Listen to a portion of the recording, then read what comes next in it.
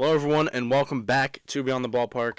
As always, I'm your host, Patrick Moran, joined alongside Brendan Cunningham, and we are officially back. We've been on hiatus for quite a while, but it feels good to be behind the mic again. Brendan, what say you about that?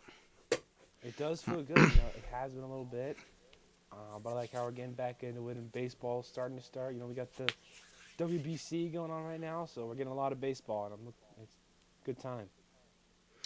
Indeed it is. We've had a lot of sports highs and lows in basketball, football, hockey, whatnot. We didn't even talk about Team USA winning a gold medal in hockey. Both Team USA's.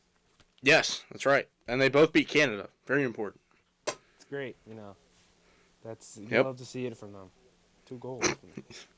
Yep, you do. It was an unbelievable medal game for the men's team. And, Charlie McAvoy is a gold medalist. How about it? Yeah, brilliant. Yes, indeed. Hopefully the World Baseball Classic team can follow suit, can take notes from the hockey team. But anyway, we'll get into that at the end of the show. But our main segment will be the winners and losers of the 2025 offseason for, I guess, 2026. I don't know how to word that. That doesn't make a lot of sense, I guess. Yeah. Well, I don't know. Winners and losers. It takes place in 25, but it's for 26. I don't know. 25, 26, off-season. Yeah. Okay, yeah, we'll just roll with that. We came up with 5 winners and 5 losers on our own. We did not tell each other our lists. We will break down all the moves, or we'll tell you all the moves they made, and then why they are a winner. So we'll start with the winners and go to the losers. I'll get the good out of the way first. First winner, I'll get us started off. I think it's clearly got to be the Los Angeles Dodgers. People might hate it, but it's I think it's just a fact. If we look at the moves that they have made, if I can get to their team, it's a struggle here. I'm not prepared. But yeah, just to talk about the Dodgers. It's unbelievable what they've done. They got Kyle Tucker on that 4-year, $260 million deal, I believe. Edwin Diaz, 3-year deal, $69 million. They re-signed Miguel Rojas, re-signed Kike Hernandez, Red Sox legend, and Evan Phillips coming back as well. Not a lot of moves, but the moves they did make were just some of the best players that were available. Right? If the Dodgers had an issue, quote unquote, it was corner outfield. They go out and get one of the best players in baseball, in my opinion.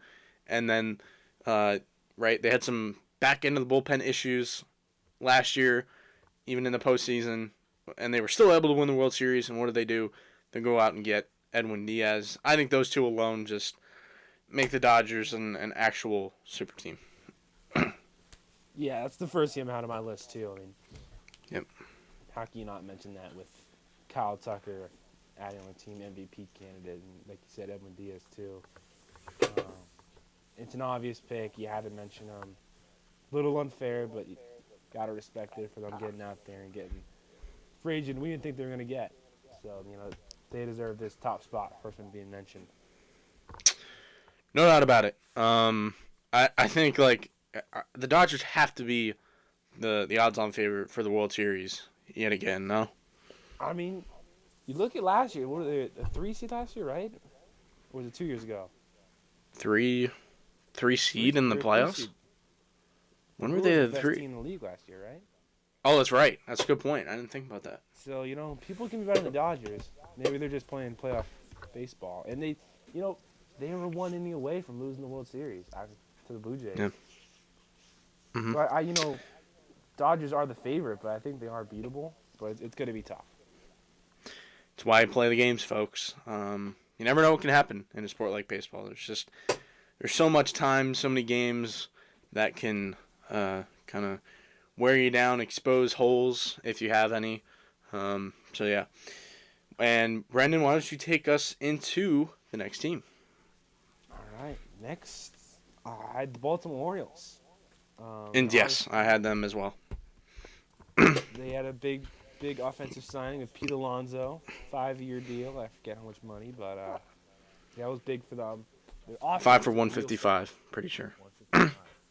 Yep. But it was the offense that took a big step forward. I mean, obviously, Pete Alonso, one of the best offensive threats in the game. Even like Taylor Ward with the trade of the Angels, a good pickup for them. So, you know, an offense that was just kind of struggling last year. They got great pickups. And then, you know, pitching, there's some question marks there, but I think they made some good moves in the rotation and the bullpen, like, you know, Chris Bassett, Ryan Helsley, Shane Baz, I think are pieces that they can use. You know, it's definitely improvement from last year. I mean, what do you think about it? No doubt. I think the Orioles improved. They didn't get the, like, number one starter or ace that we've been hoping for so many years, it feels like, but just the amount of additions they made to improve the roster were really significant. They're going all in. It's clear. You mentioned Pete Alonso. They brought him in on that 5-year deal. Chris Bassett coming in, 1-year deal, $18 million. I think that's a really good signing. Ryan Helsley, 2-year deal with the opt-out after year 1. With Bautista out, that is really important to get that closer, and I think he's probably better than Craig Kimbrell was the first time around when they had to deal with Bautista's injury. They traded for Shane Baz from the Tampa Bay Rays. You mentioned Taylor Ward coming over from the Angels. They did give up Grayson. That hurt. But, you know, it is what it is. Grayson didn't feel like he was going to be a big-time contributor to the 2026 squad. Zach Eflin coming back, 1 year, $10 million. Blaze Alexander coming in a trade from the D-backs. Andrew Kittredge reacquired from the Cubs, and then some kind of depth moves. Leody Taveras, 1-year deal. Albert Torres, minor league deal. The amount of players they brought in and the quality of those players is really significant. The Orioles are ready to move forward, and it's really exciting. And again, while they didn't get that ace, I think they just improved the team in just so many ways, right? They get some middle of the order thump. They lengthen out that rotation with Bassett and Eflin. They get the closer in Helsley. I think they just we're pushing all the right buttons overall this offseason. For sure. It's going to be Shanaley. You know, hopefully, I think there's going to be some big improvements there for him. Yeah. Let's get the next one. Next team on my list was the New York Mets. I know the New York Mets kind of were a little bit polarizing at first, but, you know, I think they wound up rounding out the offseason really well. Bringing in Bo Bichette on that 3-year, $126 million deal, I believe, just a high AAV. You got Freddie Peralta in his final year of control from the Milwaukee Brewers. Luis Robert, they also got him in his final year with the White Sox. They do have the team option, though, for next year, so if he performs well in a better, more winning environment, maybe it'll be worth it. They swapped Brandon Nimmo for Marcus Semien. Devin Williams they brought in on the 3-year deal. Jorge Polanco 2-year deal to play first base. Luke Weaver coming over with Devin Williams to fortify the back end of the bullpen. He got a 2-year deal. Tobias Myers came over in the Freddie Peralta trade. And then kind of some more depthy moves. MJ Melendez, intriguing 1-year deal. Luis Garcia taking a shot on a reliever. Craig Kimbrell, same thing, except on a minor league deal. And then Mike Tauchman, minor league deal. He's some solid depth. Obviously, they lost Pete Alonso, Edwin Diaz, Brendan Nimmo, Jeff McNeil. They completely gutted the original core, and they're trying to move forward with a new one.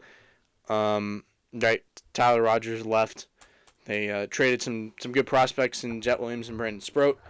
But, you know, I think what they did, coming off of kind of just a frustrating offseason at first, trading away all the pieces that fans loved, I think it was worth it in the end. Clearly, something wasn't working, given the collapse at the end of last year, and the Mets don't want that to happen again. They're trying to shake things up, and I can respect it. I mean, most of the players they brought in are great, and I think they're really going to show it It's kind of a new chapter of Mets baseball. Yeah, so I didn't include the Mets in my Mm, list, which that's I fair. don't know if that's controversial, but I do think, obviously there were a lot of moves for them, but I think losing key pieces like Alonso and Diaz are going to be something you have to take note of. And also other pieces like you mentioned. I mean, they did make a lot of good acquisitions. I just think there's other teams that did better, or it's just going to be not as good for the Mets. I don't know what you think about me not including that. I mean, I can understand it, right? Just because you're losing all the key pieces from previous Mets teams. Pete Alonso was a fan favorite. He was right, kind of capturing all the hitting records in Mets franchise history. Edwin Diaz was, I mean, he is the best closer in baseball. You lose that guy. Brandon Nimmo was the longest tenured Met, and you just swap him out one for one with Marcus Semien, and then Jeff McNeil won a batting title a few years ago. He's been around for quite a while in Queens. I could completely understand leaving him off. Right, I think a lot of the stuff they did, it's kind of boom or bust. So I can understand kind of erring on the side of caution and not being too high on the New York Mets. Yeah. Okay. Um, so I'll go on to the next one. I had the Red Sox. I As I had the Red mentioned. Sox as well. Yep. Okay. Yeah. Obviously they lost Alex Bregman, which was a big hit. That was kind of the guy we were looking to re-sign. He was probably our best offensive player last year, so that was not great. But I think the steps in the rotation they took off season were huge. I mean, signing. Let me pull up all the moves here. Getting Ranger Suarez and Sonny Gray for that rotation is insane. Obviously, Suarez is going to be at number 2 and Sonny Gray in number 3.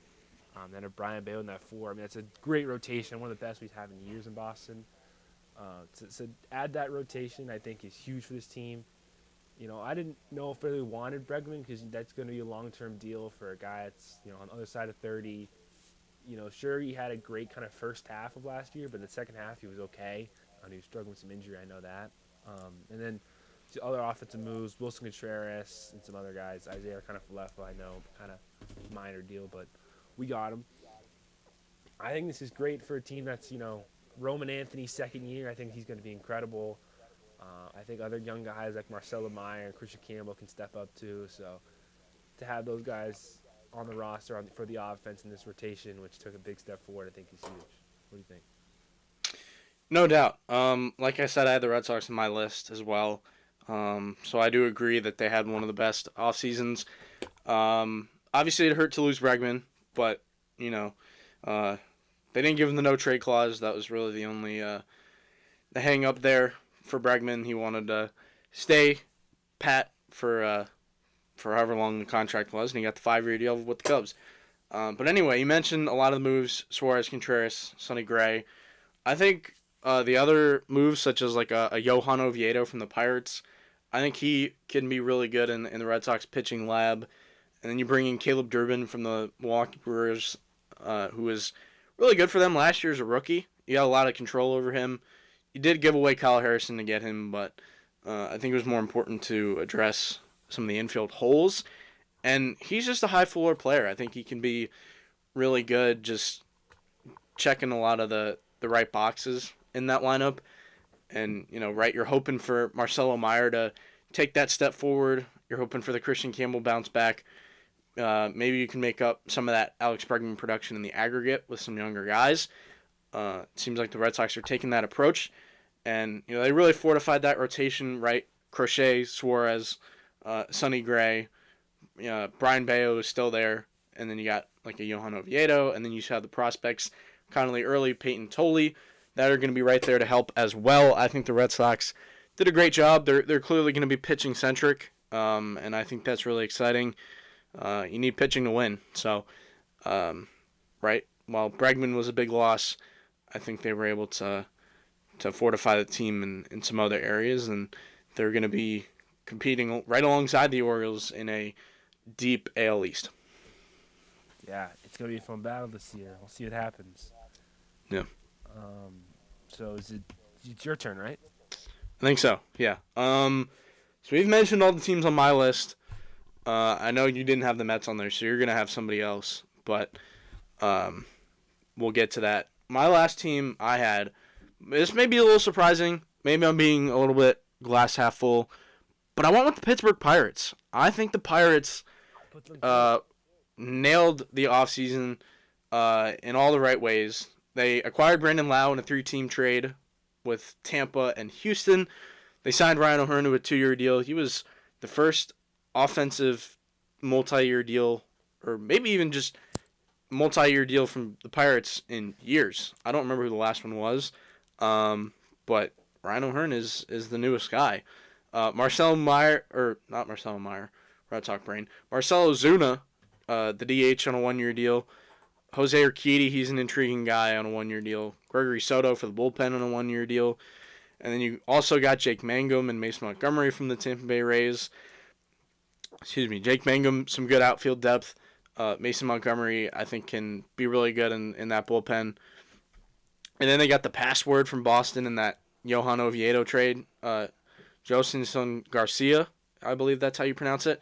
Right? I think he's a really good guy to have in the fold, kind of that notable hitting prospect that can make an immediate impact at the big league level if given the chance. So, yeah, I mean, obviously Andrew McCutchen, swapping him out for Marcell Ozuna sucks, given the person that Marcell Ozuna is. But, I really thought McCutchen's career was going to end in Pittsburgh. But they kind of go for the higher ceiling bat, and I can respect that. But yeah, I think this was the Pirates addressed the offense, maybe not to the 100th percentile, but on a really good level, and maybe like the 60th or 70th percentile. So yeah, I think there's a lot of reason to believe that the Pirates are going to take a step forward, especially with that pitching staff with Paul Skeens, Bubba Chandler, Mitch Keller. Who else is there? I'm forgetting the other name. Yeah, I mean, I think it's just the Pirates are putting some faith in the Paul Skeens window. Yeah, I mean, these are some monumental deals to the Pirates that it shouldn't be, but because these are just, some not big names, but some names. But it's great, because like you said, that pitching staff with Paul Skeens, best pitcher in the game, is insane, and they had no offensive threats. So finally the front office woke up. I think these moves are incredible for the team. I think big steps forward coming. Finally, Paul Skeens has some help on the offensive side. I like Ryan O'Hearn. I like Brandon Lau. I think he's a great second baseman. And Marcell Ozuna, like you said, not a great person, but he can hit. So that is something that's going to help a lot. I think these additions, even though minor, they're really going to help this team out. Because this pitching staff can need a little bit of help. And, even like Gregory Soto in the bullpen is a great move for them. So I think they deserve to be here. I like the password. The password was a great prospect. I was upset to give him up, but sorry. Yeah, unfortunately, the password, he was not in the outfield plans. We talked about how crowded that outfield is before we were recording, and we didn't even mention his name. So I think it's cool that he's going to get a chance to Holy Ghost crack. He's going to get a chance to get some big league playing time on a consistent basis, and that's good. I mean, he's a really good prospect. But yeah, Paul Skeens, Mitch Keller, they got some other intriguing arms. I mentioned Bubba Chandler, Braxton Ashcraft, Jose Urquidy's going to be there for a hot minute. I think it's a lot of fun. Oh, Jared Jones is going to be coming back from injury, hopefully soon. So, yeah, I mean, the Pirates obviously got the pitching going on, and they addressed the offense. And not to mention, they were in the sweepstakes for Kyle Schwarber, right? They were making offers for him. They were trying to get Geno Suarez, right? You could really see the concerted effort to improve this team overall, and I think that's just a really good thing for Pittsburgh, considering that they haven't had a whole lot good going on, but now they have a generational arm on the mound. So you got to try and win around him. Yeah. All right. Now, yeah, you had one more team that we did not mention. This is a little of a hot take. I don't know if it's. Mm-hmm. We love hot takes here. Really, glass half full, glass half empty, but I want to say Yep. those Cardinals. Okay. All right. I think they sold on their pieces, and I think they did a great job of it. Mm-hmm. I think this team's not competitive right now. They realize that, and now they sold on their guys. Let me get those. The trades they did. They got rid of Willson Contreras, the Red Sox, Sonny Gray, the Red Sox, Nolan Arenado, D-backs, and Brendan Donovan, the Mariners. Yep. I think getting rid of those guys and realizing that you're not winning anything this year is great. I think getting the prospects. I'm gonna butcher this name, but Harangelo Senja. Senja from. Yeah, I know the it's Mariners. weird. He's the fifth prospect in their system now, which is great. You got Richard Fitz and Hunter Dobbins from the Red Sox. I like those guys. Brandon Clark is a great prospect. I liked him for the Red Sox. So I just think, obviously they're not really winners because they're not going to win anything with these moves. But maybe in the long run they're going to win because they got rid of these older pieces and they're getting younger guys in to help up with the process in the future. What do you think about that? Yeah, honestly, that's an interesting take. I kind of like it. I like your optimism for the Cardinals here. Obviously, had some familiarity with them, given that the Red Sox were trading with them twice. But right, yeah, you mentioned all the pieces that they brought in, and they're really good. And I think for the assets that they had, they're able to recoup some good value. Obviously, with Willson Contreras and Sonny Gray, you were kind of weighed down by the contract structures a little bit, but right, you're getting back some big league starting depth in Richard Fitz and Hunter Dobbins. That's really good. You're bringing in an intriguing prospect in Brandon Clark, as you mentioned. He's a decent prospect in their system. Jarangelo Sanjo was a really nice get from Seattle in exchange for Brendan Donovan. He was probably the best asset they had. And then just being able to get out from the Nolan Arenado contract was kind of a plus. They didn't really get anything back, but they kind of just had to move on. And I think for the position they were in, they didn't have a ton of guys to trade and get good value for. But the guys that they did, they brought in good prospects that are going to help them in the future. And then they got some 1-year deals done with Dustin May, who was a Red Sox, Ramon Urias, former Oriole, and Orion Stanek on a 1-year deal. Right. Maybe you're looking at flipping those guys at the deadline as rentals. Maybe you get something interesting back. Right? I think I like your idea, just the concept and the fact that the Cardinals are moving in a positive direction that's going to benefit their organization in the long run, and they've acknowledged that they're not going to be competitive in the next few years. Chaim Bloom, I know, is going to do a great job. He did a great job in Boston doing the drafting and trading and stuff. So I think there's reason to believe that the Cardinals had a good offseason, and they've picked a direction, they've committed to a plan, and that's really important. They're not going to be stuck in the middle, which is a good thing. You hate to be stuck in the middle, so not a traditional winner, but right. Yeah. I guess before we move on, I guess in that same ilk, you could say the Nationals. Yep. If you're thinking about it, I'll just bring them up real quick. They were selling off a few pieces. It hurt to lose Mackenzie Gore because he was acquired for Juan Soto, so you're essentially rebuilding off a rebuild. But they got Harry Ford for a reliever and Jose A. Ferrer, and while he is a good reliever, they're bringing in a really good catching prospect. They got Gavin Feen in the Mackenzie Gore deal. They got a bunch of other good prospects, but Feen was obviously the headliner, first-round pick last year. They got Luis Perales, who's an interesting prospect. I do know that. He's not listed here, but they got him from the Red Sox.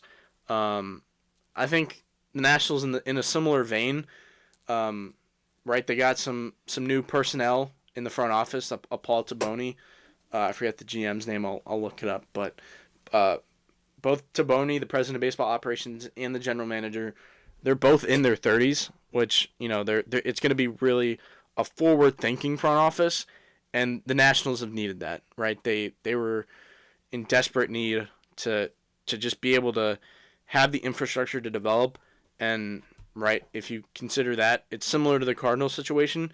That's an organization that's also going in the right direction. Yeah, I mean, you were hoping that the other rebuild would work, but this time around, I think it's necessary steps, and they had a okay offseason. Yeah. Nationals general manager.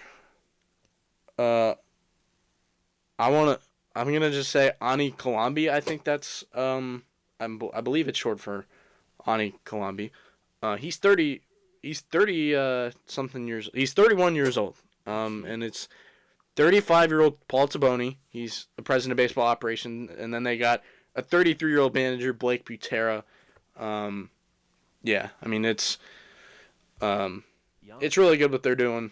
I think there's a lot of reason to have optimism, similar to the Cardinals. So, yeah, I like your thought process there. Now we move on to the losers. This is the sad segment of the show. And first one up, this was kind of a slam dunk for me. I don't know about you.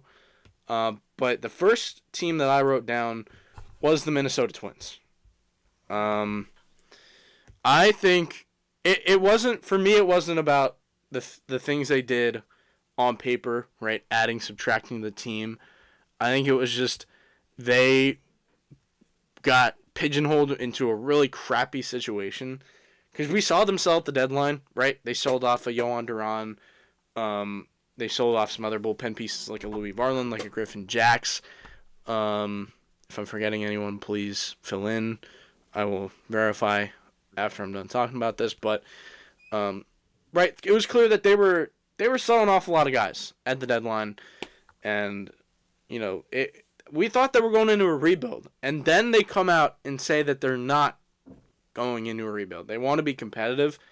And so when we thought that we were going to trade Pablo Lopez and Joe Ryan, they wind up like acting like they're going to keep him. And then Pablo Lopez goes down with Tommy John. He's going to be done for the entire season, and that's really sad. Right? Joe Ryan's not going to go anywhere. Right? And those two guys could have recouped them a lot of value. Right? Those were high demand starting pitchers on the trade block, and they're not moving them. So it's just confusing what direction they're going in. We're coming off of talking about the Cardinals and the Nationals and how they have a clear plan. The Twins don't. And they made some for a team that wants to compete, they did not make a lot of good moves. They brought in Victor Caratini. That's a solid catching option. Josh Bell, whatever. I mean, he's a big league first baseman. Taylor Rogers for the bullpen, sure. Liam Hendricks, minor league deal, fun. Anthony Bond, they got him from the Dodgers in trade, whatever. I mean, he's a good reliever, but whatever. Orlando Arcia, minor league deal. Gio Urshela, minor league deal, back with the Twins. Andrew Chafin, minor league deal. I mean, come on. The Twins, the indecisiveness is off the charts. It's really frustrating. I think they just should have committed to a rebuild after what they did at the trade deadline. And they have just been consistently failing their organization ever since the middle of last season. Yeah, I included the Twins too. I mean, it looked like after the deadline they were gonna, try to retool the offseason, try to get competitive again, and they just don't do anything. It's insane. I mean, a guy like Joe Ryan. I mean, the Red Sox wanted the deadline, but I know they're not from Jarren Duran, not kind of prospects. But if they wanted to sell him this offseason, I mean, a contender would, they would give anything for Joe Ryan. All the control he has and how good he is, he's one of the top pitchers in the game. They could have gotten an absolute haul from anybody who's trying to compete. So to not even move him is insane. Same with other guys. And I think to be a loser, it's less about the moves you make and the moves you don't make. So Yeah. I think that's me on my list. That's a lot of teams who did that. They just didn't do anything. But Twins are definitely a prime example of that. The kind of just staying in the middle. It's going to kill you. You're not going to do anything. You're going to miss the wild card round. You're not going to be really bad where you're going to get a bunch of prospects. So it's a brutal spot for Minnesota Twins fans. Yeah, I mean, sorry to throw a stray here, but this is like Angels level of activity. I mean, I liked what the Twins were doing at the deadline, right? We thought that they were gonna enter the rebuild and try and just move forward, right? They didn't win in the window that we thought they would, but now they just completely backtrack on like what their original plan was and what they were originally doing. I just don't have a whole lot of respect for that. So, yeah, I mean, it's just that's frustration. That's frustration for the fans. That's putting yourself in purgatory. We talked about that earlier in the show. You can't be doing that. That's just not a good place to be. I mean, Twins had a bad offseason, but Angels, that's a step up. Having 2 generational players on your team, that's Yeah. so maybe not. They're bad, but the Angels were bad. So I'll go to my next one. My next one. I had the Houston Astros. I did not have the Houston Astros. So. Okay. This is kind of similar to what I said earlier about they didn't make any moves. In the fact that they didn't make any moves really to get better. Not enough that really is going to make a difference. I mean, this is a team that missed the playoffs in 2025 after, making it all those years, being a dominant team in the American League. And, they started to take a step back, started to decline, and they just, they didn't make enough moves. And they lost Framber Valdez to the Tigers. That was huge. He was one of the biggest free agents. I don't know if they were in the market for getting him, but, not bringing it back, that's a big loss. They are getting Yachty, I'm blanking on his name right now. Tatsuya Imai, is that who you're thinking of? Yeah, Tatsuya Imai. They got him this offseason. I think he's, that's interesting on a 3-year deal. You see what he's like. I mean, I don't know if he's going to be Framber Valdez, but he could be something there. So that is an interesting pickup.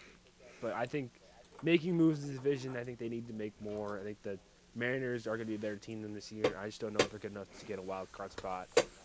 So the lack of moves they made is what happened here for me. Yeah, I mean, you make a lot of great points there. And I kind of mentioned, or we mentioned before the show, that the losers are a lot more subjective. It's a lot more difficult to think about who lost in the offseason, but I could definitely see where you're coming from with the Astros, just losing a Framber Valdez. They dealt away a Mauricio Dubon, who was a good piece for them. Immediately giving up on Jesus Sanchez, flipping him to Toronto. Right, Ramon Urias didn't work at the deadline. We talked about him in the Cardinals segment. Right, and while Tatsuya Imai was a great ad, right, I think Mike Burrows is going to be a good piece for them. They brought back a Joey Loperfido. They didn't do much else. And you mentioned the circumstance. It's a team that missed the playoffs. And right, the teams are around them are trying to get better. Right, Texas acquiring Mackenzie Gore. Seattle, they got Brendan Donovan. They were so close to a World Series. Really wish they could have made it there, but they didn't. The Athletics are, extending their young players, and they are trying to move forward as an organization. And then the Angels are the Angels. But what can you say? Houston's kind of fallen into obscurity a little bit, and definitely the offseason that they had did not help. So I understand where you're coming from on that take. Yeah, I mean, they're getting Jordan back this year, so the offense is going to be better with him, and he's a threat, absolute threat. So that is something they're getting, but still, I don't think it's enough. Yeah, good points. Next up on my list, we're already not matching. So, maybe you have this team, maybe you don't. I put the San Francisco Giants. Excuse me. I just didn't think they were that notable of an offseason, and they brought in some good players like a Harrison Bader 2-year deal. I thought that was a nice addition. Luis Ariz on the 1-year deal. He's going to play second. That's really interesting. Making some depth starting pitching moves in like a Tyler Mahle and an Adrian Hauser. And then, I don't know. It's just they traded for Rafael Devers, and we thought that they were trying to be competitive in the NL West, right? Obviously, you have the Dodgers at the top. You're not going to knock them off. But you think about the Padres, they're kind of in a weird spot with their, budget situation. The Rockies just stink, and the Diamondbacks have really fallen. Right? Maybe in some people's eyes, they could have taken that step forward to be the second best team in the division. And after the Rafael Devers trade, I thought that's the direction they were going to go in. And this offseason didn't really back that up. So while it is still a good team, I think it's a high floor team. they're gonna just have a lot of good players, and that's not a bad thing. Um, it's not really a needle mover necessarily when I thought the Giants were gonna move the needle. Yeah, I mean, there's definitely an opening here in the NL West and the NL. I mean, to grab a wild card spot is it for the Giants is not ridiculous if they took this offseason with some more serious moves and getting more guys to kind of gear up and try to make the playoffs would be something that would be achievable. But like you said, these moves like Harrison Bader, Luis Arias, I mean, just not enough. Yeah, I didn't and have don't them get on me. my list. Okay, yeah, that's fair. And don't get me wrong, they're good players, right? Harrison Yeah. Bader is a good outfielder coming off a good season. Luis Arias, contact king, but he can't really do much else. He's kind of a one-trick pony, and they're putting him back at second base. Rafael Devers and Luis Arias defensively on the right side of that infield is Nightmare. fascinating. It's a choice. So yeah, I mean, maybe it's not a true loser, but I just don't think they're really a winner, and that's sometimes what puts you in a loser category when you're not moving backward, but you're not moving forward, if that makes sense. That yeah. So we're pretty off on this one. Losers a little different. Yeah. I'll go to my next team. Going to the AL East. I had the New York Yankees. I thought about them. I did not put them on my list though. I think the Yankees, obviously they didn't get worse like the Giants. They didn't get worse this season. They re-signed a lot of players like Cody Bellinger, Crank Grisham, Paul Goldschmidt, Ryan Yarbrough, Ahmed Rosario, Paul Blackburn. Just getting guys, and they were good last year, so getting these guys back made sense. I just think this division is getting better. I think the Red Sox got better this offseason. The Orioles got better this offseason. I do think, the Blue Jays are the best team. I think they, kind of stay as that team, and the AL East are still the best. So for a Yankees team that kind of stayed the same, other teams are getting better. I don't know what's going to happen with them. It's AL East. Everyone can't win. Everyone can't make the playoffs. So one of these teams is going to be out. I think the Yankees are the odd one out with their offseason. Obviously, things can happen. They're getting Garrett Cole back this year, which they didn't have last year. That's a big addition for them. But it is interesting. I feel like you're relying on Trent Grisham to have that kind of season again. That was a big year for him. So you're relying on him to do that. Obviously, you got Aaron Judge. I'm not worried about him. But Cody Bellinger, too, relying on him. And you're kind of expecting jumps from Volpe and Dominguez. You're saying you're relying on the young guys to take a jump, and I'm not sure I'm in on Volpe. I don't think he's, defensively, he's not that great. Offensively, struggling. Dominguez, I think he's younger. He's still got some time to, get some good out of him. What do you think about that? I don't hate it. I see where you're coming from, but right, I think there's a lot to be said about the AL East and how we're hoping that the Red Sox and the Orioles can take these steps forward. And the Yankees don't need to take a step forward. They're a team that made the postseason last year, and while they ultimately failed, right, they got smacked by Toronto. The proof is in the pudding, and you're kind of banking on the optimism of some other teams to rise, while the Yankees are just there. And while they are running it back, it's not the worst thing in the world. Obviously, I don't think they're going to be World Series caliber, given the fact that they're running it back, but I still think they can make the postseason, given this roster. So, yeah, Cody Bellinger, it's a lot of money to be given to Bellinger. Grisham accepted the qualifying offer. They did acquire Ryan Weathers. That's a good trade. But right, a lot of these other moves are not very significant. So, yeah, I guess you can think of the Yankees as just stagnating. I would understand that, where it's just you're running it back. It's the definition of insanity. You try the same thing over and over again, expecting a different result. But I still think it's a good team. But yeah, I can understand not being super high on the Yankees. I wouldn't say I'm high on the Yankees, but I still think they're going to be good.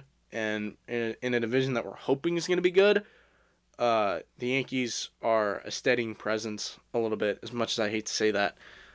But yeah, this offseason, I would agree with you, not super notable. Just kind of bringing back the same team, right? I don't think it's going to be that successful, especially when these other teams are trying to be more competitive. It also is to note that, Yankees, they can make the playoffs. They probably will make the playoffs.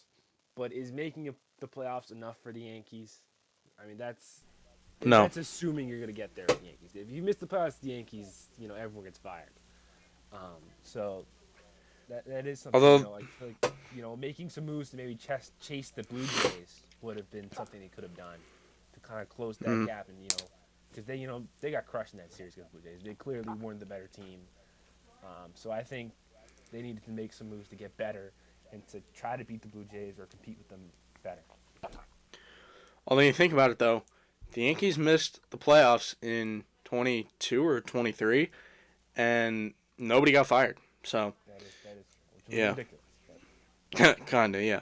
But, especially, yeah, you mentioned the Yankees' expectations. They're always trying to win that World Series. They haven't won it since 2009. If you think about just the circumstance and the situation of, World Series bust, yeah, it's not good enough. And the Yankees are always trying to win that World Series. They need to win it with Judge, and they haven't done it yet. So, they're coming up on a decade of him being in the big leagues, and they have nothing to show for it. Kind of crazy. Next up on my list, I had the Arizona Diamondbacks. Right, obviously it's a tougher situation. I don't think this is as fair of a take, but it's all right. I mean, they got Nolan Arenado in a trade. I like that move. Zach Gallen re-signing on the 1-year deal. He's trying to reestablish his market. Merrill Kelly back on a 2-year deal. That's good. That's a fun move. He's just a really good starting pitcher. Michael Soroka coming in on a 1-year deal, and they got better in Carlos Santana on a 1-year deal. James McCann coming back on a 1-year deal. And then they tried to reestablish the bullpen a little bit. Paul Sewald 1-year deal. Taylor Clark 1-year deal. They did get Cade Stroud from Baltimore in that Blaze Alexander trade. I think that's a fun move. He could be a really good reliever. And then Joe Ross minor league deal. So, yeah, I mean, the D-backs, they're kind of in a crappy situation. They got a little bit nerfed last year with the Corbin Burns situation. So, maybe this isn't as fair, but I don't know. For me, I'm a Diamondbacks guy. I thought they were going to win the World Series last year, and they didn't. So, it's a tough look for me in my baseball analyst career. But, yeah, I mean, they're just – I thought they were going to be better taking steps forward. That hasn't really happened yet. But it still could. Yeah, it is interesting, because there are some NOS kind of second place spot is a little open to Padres, a little decreasing. The Giants is making moves, so the Diamondbacks could have made a run. I feel like they could have got back there. There was some moves to make, like you said, But they could surprise you. Like Tom Marte is a stud. I mean, Corbin Carroll losing him is going to be brutal. I mean, they couldn't have predicted that. So it's interesting to see what happens with them this season. But I didn't have it on my list. I forgot to mention that again. Yeah. So a little off. Yeah. I understand it. It's a little harsh. Next for me, I had the Brewers. This is also a little interesting. I did not. I think losing Freddie Peralta, obviously that was the major thing that happened. We didn't think they were going to trade him. He did, which I think is a huge blow. I mean, this was a team that was first place in the MLB last season. They were the best team in the league. And they're losing their starting pitcher, their ace. I think it's a brutal loss. I mean, Chet Williams and Brandon Sproat are great prospects they got from the Mets. But the Brewers, they could surprise me. They always do. I feel like they always surprise and they win, always in the first place in NL Central. I mean, who could have predicted they were going to win the MLB last year, the best regular season record? They could do it again. This is kind of what they do. They retool. They just sell their guys and retool. So maybe it probably will work again, but I just don't know. I feel like Freddie Peralta is such a key piece, and keeping him would have been great. But I mean, we'll see what happens. I mean, they re-signed Brandon Woodruff, which is good. He's a good pitcher. He's been there a while.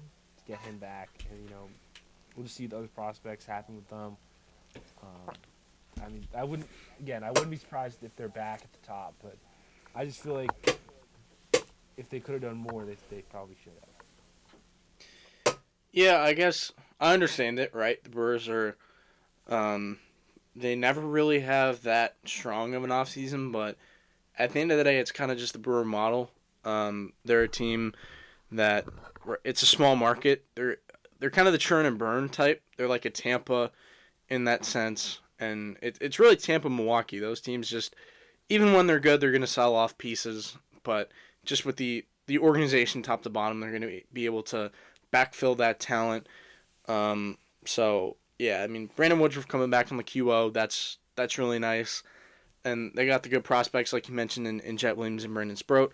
Those two guys are going to be contributors in 2026. And for them, it's really good to get those two guys for 1 year, Freddie Peralta, when they're not going to pay Freddie Peralta.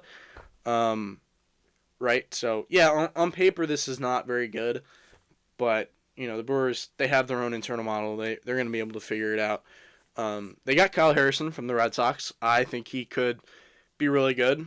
Is he going to be the next Quinn Priester type? Guy that goes from Boston to Milwaukee? We will see. Right? And they're just going to kind of figure it out. They're one of these teams that's operating on the small market level, and it's worked. So I'm never going to be one to doubt the Brewers, but yeah, on paper this is pretty underwhelming. And for a team that led Major League Baseball in wins, to trade Freddie Peralta like that, not great optically, but it's what the Brewers do. Yeah, good points you make. I mean, they're definitely a fringe loser, if not maybe not a loser, but like you said, on paper it looks bad. But Yeah, they'll make me look stupid again. maybe. I had another NL team on my list. In the NL East, I picked the Atlanta Braves. I mean, I guess, this isn't a bad offseason. Excuse me. Robert Suarez on the 3-year deal. He's going to be joining Raisel Iglesias in the back end of that bullpen. Ha-Seong Kim, excuse me, re-signed on the 1-year deal. Mike Yastrzemski, 2-year deal. That was a really good move. Like I mentioned, Raisel Iglesias coming back. Mauricio Dubon coming in from the Astros in that trade. Jorge Mateo, 1-year deal. Jonah Heim, 1-year deal. Martin Perez, minor league deal. For a team that could be matching up with the Dodgers, this is just kind of a fall from grace. And I know a lot of things are going wrong. Right, they're Murphy's Law. Anything bad that can happen does happen for them. And I just feel really bad. But, it's not super impressive. And they just continue running into bad luck. I think that's pretty much it. Yeah, I mean, we'll see what happens this year, but it's definitely been a rough couple years for the Braves. I mean, what were the moves they did this offseason? Didn't they get extended? Chris Sale. I mean, it was. They did, yeah. Good point. I mean, there's some moves here. I mean, I think they're going to be back this year. I think these injuries are going to pass a little bit, and they're going to get back to maybe not first in the AL East or NL East, but I think they're going to make the playoffs or at least make contention. So that'll be something for the Braves, but it is not what you're hopefully looking for. But so I could see how you put them here. Yep. But it'd be interesting regular season for them. Yeah, even Ha-Seong Kim's getting hurt. That kind of sucks. They're hoping that he would be the guy at shortstop, and that just hasn't been the case. They're gonna have to plug Mauricio Dubon in that spot. Yeah, so they're just getting injury riddled, and they're kind of a diminished version of what they once were. Yeah. Last team I had, this is the fringe too, because I had the Padres. Okay. You mentioned it earlier that they're tied by their salary. They can't really make a lot of moves. I mean, they lost Dylan Cease, Lucy Rise, Robert Schwartz, and Ryan O'Hearn this offseason. Yep. Which, those are big moves for them. I mean, that's going to be hard for them. That pitching staff, they got back Michael King, which I think is good. They still have Pivetta. I just think this rotation's not going to be great. They're taking steps back. It's not their fault because they're stuck down by these salaries. Just in this NL West, the Dodgers are obviously going to be the lead, but they're kind of compete. I don't know if they're going to make the playoffs with this team. There's a lot of talent. Like I said, a lot of talent offensively. I just don't know if it's enough. What are you thinking?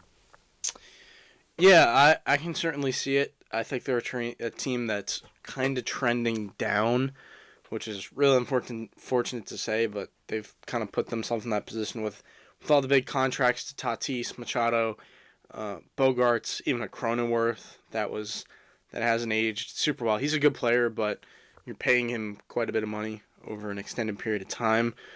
Right? I think I like the depth moves. They got a Sung Moon Song from overseas. I forget if he's a KBO or an MPB guy. I will look that up. But they brought him in. Miguel Andujar coming in. Nick Castellanos coming in. Ty France, minor league deal.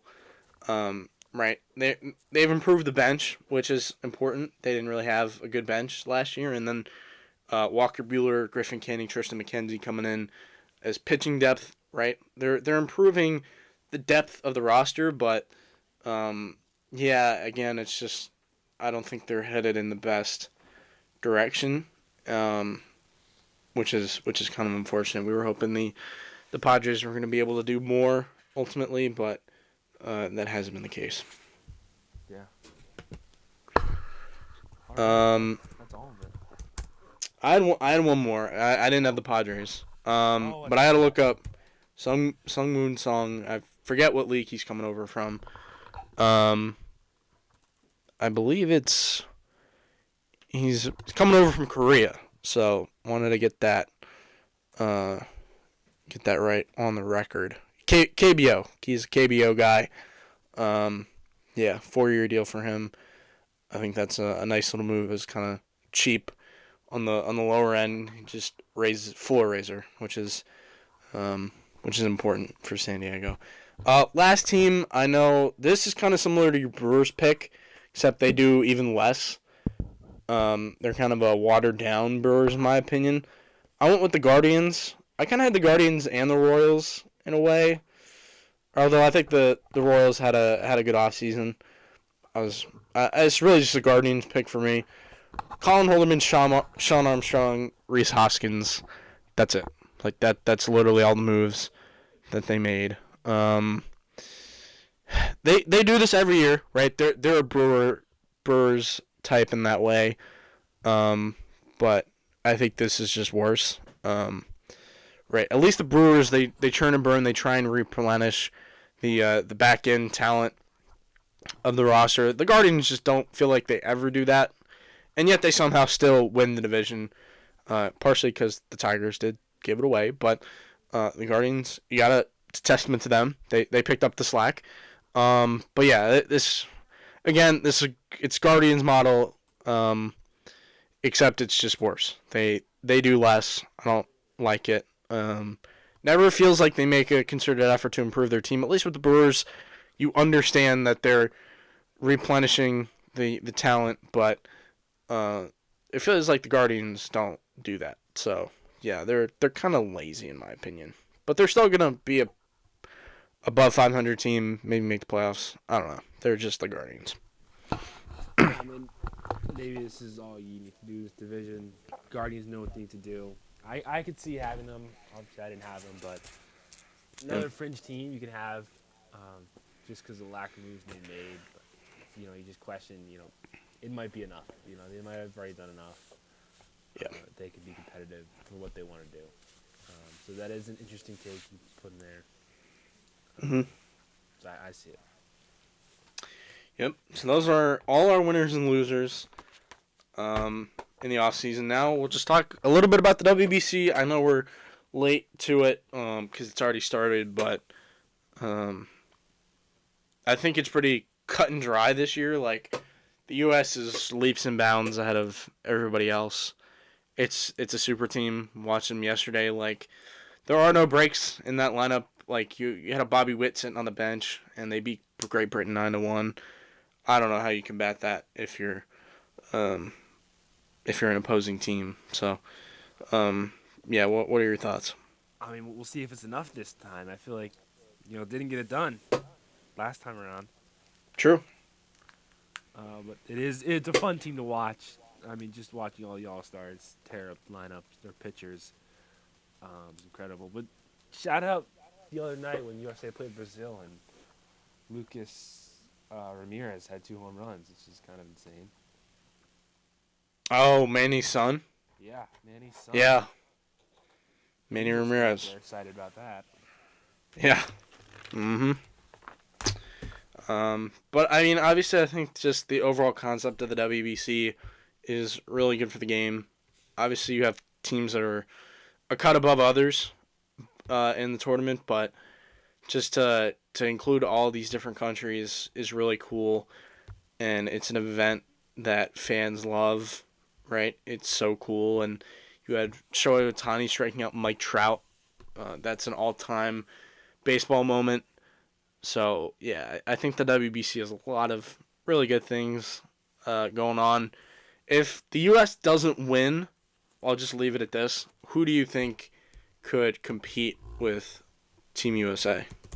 Or who could maybe take over? I mean, obviously Japan. They're the best player in the world right now. He's not pitching, though. That's right. He's not pitching like last year, that's different. I think Dominican Republic's really good. Their lineup's insane. Puerto Rico's looking good so far. Venezuela has looked good. Yep. I think Mexico's still a threat. What are the rules to the pools? How many teams make it out the pools? Is it 1 team per pool? I think it's top 2 teams per pool. If I'm not mistaken. Okay. Yeah. Should we do a little rundown? Do a little prediction of the top teams? Yeah, I gotta look this up. Yeah, you mentioned a lot of the other good teams, the DR, Puerto Rico, Venezuela, Japan. Japan not as good as the last tournament, but defending champs, so you gotta respect them. You do, right? But no Ohtani on the mound. That hurts. I think some of the fun teams, I'll mention that. Team Canada's got some good names on their roster. Team Australia's been kicking it, which is really cool. Team Italy has another team with fun names. Yeah, but hold on, let me look up the WBC pools. Let's do some rapid predictions. So, yeah, I want to say every team plays every other team in their pool at least once. I think that sounds right. Yeah. So we got the tournament format. Pool A is Puerto Rico, Cuba, Canada, Panama. Forgot about Panama. They got some good names. And then Colombia. Who do you think the top 2 teams are in Pool A? I'm going to go Puerto Rico and I'm going to go Canada. Interesting. I'm going to say no Cuba. Is that I mean... I feel like that's a hot take. Yeah. What do you think? It is. I'm going to go Puerto Rico as well. Puerto Rico could have been better because it could have had Lindor, Correa, Baez, but ultimately those guys did not get the insurance, I believe. But I'm still going to go Puerto Rico, and I'm going to go Cuba. Although I do think Panama, fun team, but, it's I think Puerto Rico and Cuba are just clearly the best 2 in that pool. Yeah. Okay. Pool B, USA, Mexico, Italy, Brazil, Great Britain. Man, so tough. It is. It's really difficult. USA, clearly one of them, and then next team. Man, I think it's either Italy or Mexico. And I'm I'm going to go Mexico because Mexico has more experience than Italy. Yeah, I think I'm gonna go obviously USA, and then Yep. Mexico too. I mean, Mexico Yeah. beat USA last time, right? In the I think so. pool rounds, I think they did. So Mexico's watch out for Mexico. Yep. So yeah, The sneaky team. Although I wouldn't be surprised if Italy is able to take them down. I am. Italy's a fun team. Italy's fun. They could be a Cinderella a little bit. Jack Caglione. Yep. You got Jack Cag. Aaron Nola's on that team. That's right, he is. Kyle Teal. Michael Lorenzen. He's still kicking around. Yes. Team Italy's fun. Good prospects, too, on here. All right. Pool C. You can list teams. Yep. Japan, Australia, Korea, the Czech Republic, and Chinese Taipei. Unfortunately, we do have to send off the Czech Republic. They have been eliminated with one game left. It's sad. Yeah. I think Japan's one of them. Japan is still good. Like, in like you said, respect the defending champs, even with Otani not on the mound. And then you go ahead and pick your team. I gotta look at Team Korea real quick. Oh my god, I do. This is an interesting group. Obviously Czech Republic's out, and I feel like Japan's already in because they're 3-0. But Yeah. I think I'm gonna have to go Australia. Who's on? Yeah. Man, yeah, I probably think that the Korean team is better, but 1-2. Team Korea, really? They had a brutal 10th inning loss to Chinese Taipei last night. Oh, that's unfortunate. Yeah, I'm gonna go Australia. Australia's been fun, right? Travis Bazzana has been absolutely wheeling and dealing. So, Australia, man, I love it. Go Australia. If I'm not rooting for the USA, I'm an Australia guy. All right, Australia. So I didn't know you were passionate about it. the weird thing is, I've always wanted to go to Australia. Like, I don't know why. It's just like been my number one destination. So, yeah. And former guest of the show, Michael Mark Anthony, has done broadcasting in Australia. So we stand with the Aussies. I don't know about you. I respect it. I mean, I'm a little scared to go there. It's just whatever the creatures they have there. Yeah, hey man, kangaroos, and if you go there in the winter, it's summer. So that's right. Yeah, different. Yeah. Last group, Pool D: Venezuela, Dominican Republic, Netherlands, Israel, Nicaragua. I think it's just Venezuela, DR. I think those are the two best teams. Yeah, but Netherlands is solid. I don't want them to be slept on, but yeah, DR, Venezuela. I think that's pretty simple. And by the way, Netherlands. We didn't talk about it, but Jurickson Profar got popped again, and he's full season suspension, which is insane. Yeah. Twice. That's. Yeah, twice. What are you doing? There's no defending that. There just isn't. Get him out of here. What about you? What are your predictions? I mean, Venezuela, Dominican Republic. Okay, yeah, pretty straightforward. That feels like the most obvious one. Yeah. By the way, Pool A was taking place in San Juan, Puerto Rico.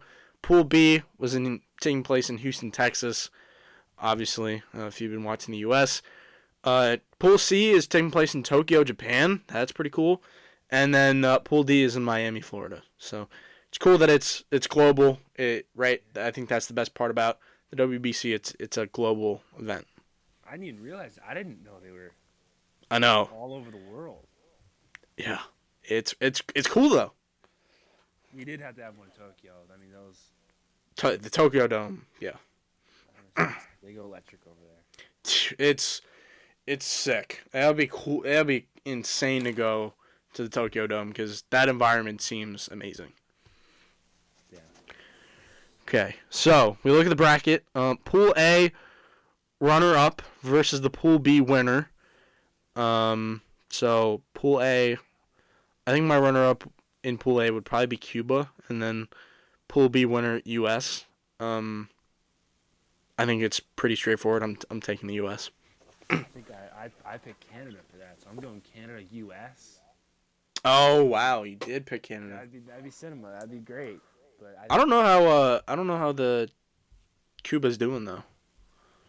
I don't know what their record is. They're playing right now against Colombia. They're winning 4-1. Cool. They're 1-0 though. Okay, all right. So they're 1-1. 1-1. Oh, they are? Yeah. Really? Canada's ahead of them. Canada's 1-0. Oh. Yeah. Mine says they're only 1-0. Okay. Still think Cuba probably. I'm going Canada. But you. Canada, yeah, go USA. ahead. I'm going obviously USA. Yeah, I think that's pretty straightforward there. It's don't know how you pick against the U.S. at that point, especially with Canada. Yeah, I probably should have gone Canada, but I'll stay. I mean, it doesn't matter for the record. Doesn't matter. I mean, the U.S. beats both Canada and Cuba, so. Yeah. But Yeah. it'd be interesting to see Canada versus USA after hockey games. I think it's a lot more of a lopsided matchup than it was on the ice. That is true. Unfortunately, yeah. But USA moving on. So, and then Pool B winner or Pool B runner up, sorry, which would be Mexico for us versus the Pool A winner, which is also Puerto Rico for both of us. Yeah. I think I got an upset here. I'm gonna go upset.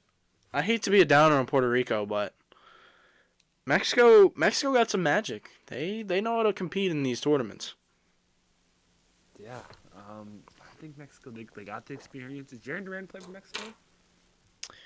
I believe so. I will fact check that, but He was beast last tournament. I remember that. He was insane. him and Randy. Yeah. They got Taj Bradley on Mexico. They got Andres Munoz, one of the best closers in the game. Urquidy we talked about. Taiwan Walker somehow. Alejandro Kirk, one of the best catchers in the game. Jonathan Aranda, really good on the Rays. Jaron Duran is on the roster, so is Randy. By the way, happy belated birthday, Randy. He was born on February 28th. They got some good players. So, Alec Thomas on that team. Rowdy Tellez. Shout out Rowdy Tellez. Joey Ortiz, former Oriole. Yeah, Mexico's good. I'm gonna take Mexico. Yeah. I hate them in Puerto Rico because they technically are USA, but Yeah, it's true. taking Mexico. Yeah. So then we'd have USA and Mexico going to the quarterfinal. Don't know how it would work here, but they don't really give us a matchup. They just say quarterfinal TBD on my bracket. Do they reseed or no? I don't know. We'll assume they don't. Okay. Yeah, well, for the sake of the exercise. Pool C, we had Japan and Australia, right? Those were your two teams. Yep. So the pool C team, or the Pool C runner-up Australia versus Pool D winner, which I would imagine we would both go Dominican Republic. Yeah, I'm going Dominican. I'm sorry, Australia. The ride ends here. Yeah, the short ride. You got to pick Dominican here. I think they're maybe the second best team in this tournament. Yeah.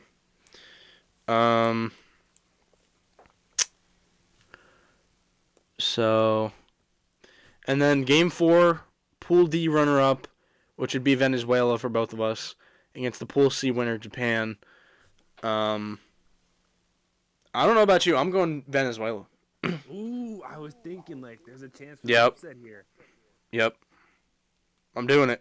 That's interesting. Yep. What's this Venezuela team? Oh man, Acuna, Rise, Suarez, Willier Brave. Yeah, They would have had Pablo, but Pablo got hurt. dang, no, that's a good team. They could. Yeah.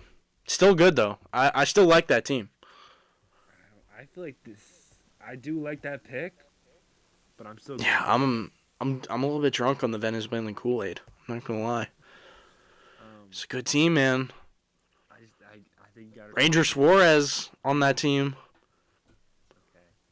Don't sleep on him.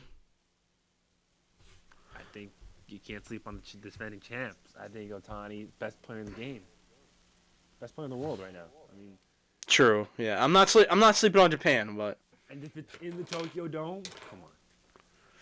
yeah. But I'm going to go with the upset. I'm going Venezuela. No Otani on the mound.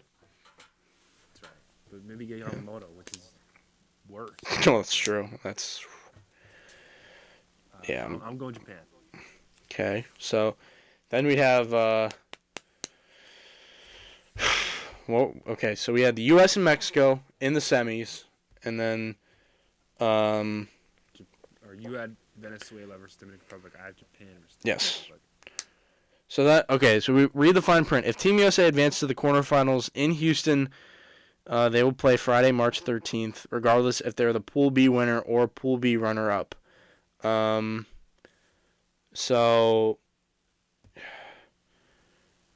then if Team Japan advances to the quarterfinals in Miami, they will play Saturday, March 14th, regardless if they're the Pool C winner or Pool B or Pool C runner-up. So they don't reseed. Oh, that's only a quarterfinal thing. Semifinals, let's just go. Let's just do Pool A versus Pool B, and then, or I guess pick the left side of the bracket versus right side. So we'd go U.S. versus Mexico, and then Venezuela versus DR. Japan versus DR. Okay, yeah. So U.S. versus Mexico. I'm still gonna go U.S. I think U.S. moves on. Yeah, I think U.S. is still going to get that win. But, like I said, Yeah. Mexico beat USA last year in pool round. So it can happen. Can. But this Another team not to sleep on. Don't sleep on Mexico. do not sleep on Mexico. No. Mistake. So, Yeah. But I'm going to go USA. Yeah. Gonna be a good matchup though. I think that's fun. And then you had Japan versus DR. I have Venezuela versus DR. I'm going DR. I think Venezuela's ride ends here, unfortunately. Ooh. DR versus Japan. Yeah, I think DR has that one. Yep. DR, That's your matchup. We haven't even Yeah. talked about the DR lineup. Let's talk about that real quick. That team, they were stacked last time. I mean, it's Fernando Tatis, it's Ketel Marte, Juan Soto, Juan Soto. Vladdy, Machado, Junior Caminero, Julio Rodriguez. Is that Austin Wells? Is he catching for the DR? He Yeah, I is. think he is. Yeah. And Augustine Ramirez. Yeah, I mean, the pitching is. They got Luis Severino going right now. Vladdy's on that team. Manny Machado. Yep. Ketel Marte. Geraldo Perdomo. Jeremy Pena. Stacked. O'Neal Cruz. Okay. Think about like if he's good, then like yeah. It's a stacked team. So I think they're moving on. Yeah. So we both have USA versus DR in the end. That's a great matchup. I'm still going Team USA. Got it. Got to ride with the Team USA, man. Yeah. They're gonna get it done this time. It's just the best team in the tournament. Like, come on.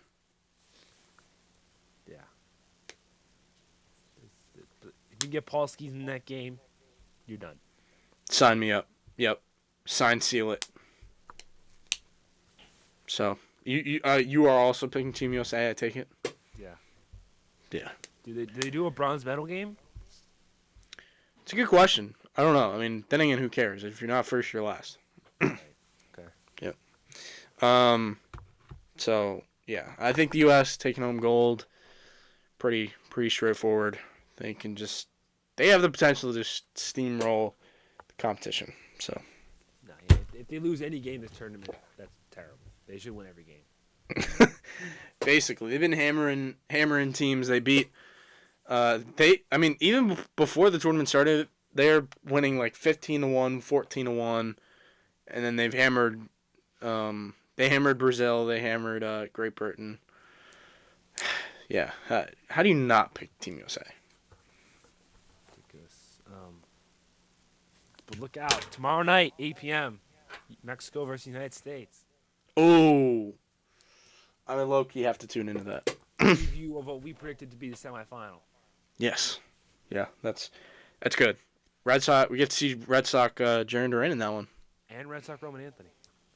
That's right. Yep. I was watching Roman yesterday. That's cool that he made it. Although he made it for the wrong reason. Yeah. But still cool. Huh? Imagine he was in Italy. I don't know if he qualifies, but is he Italian? He feels like he's Italian. He's definitely Italian. I just don't know if he qualifies.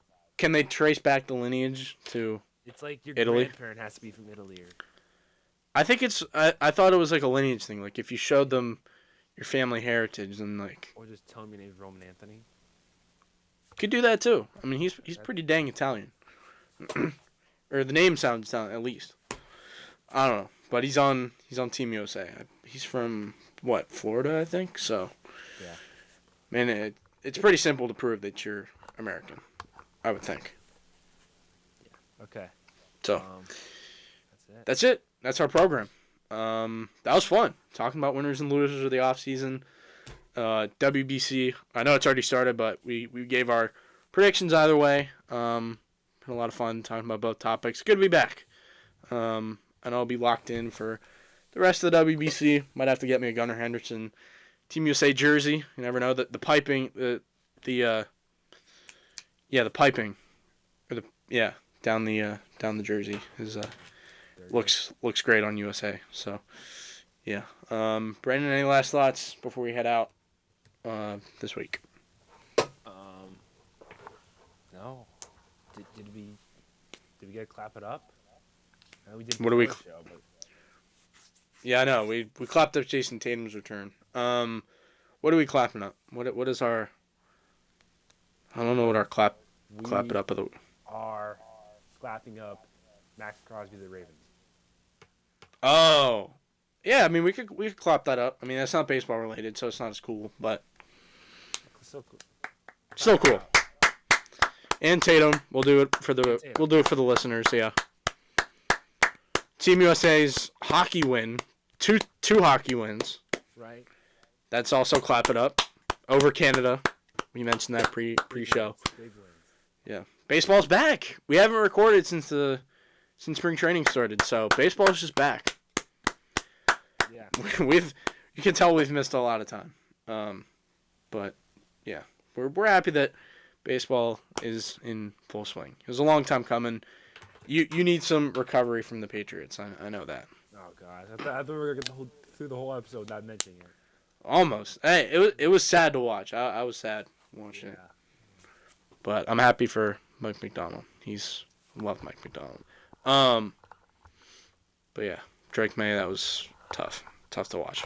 Anyway, we'll see you guys next week. Thank you so much for tuning in, and we hope you enjoyed this episode.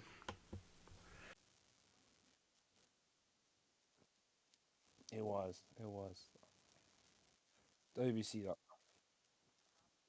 I do love WBC. WBC is great.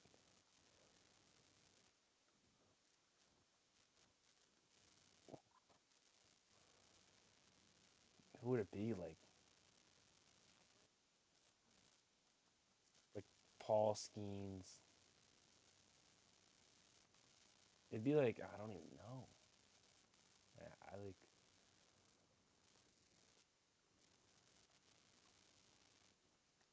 What if like Paul Skeens threw a no hitter in the championship?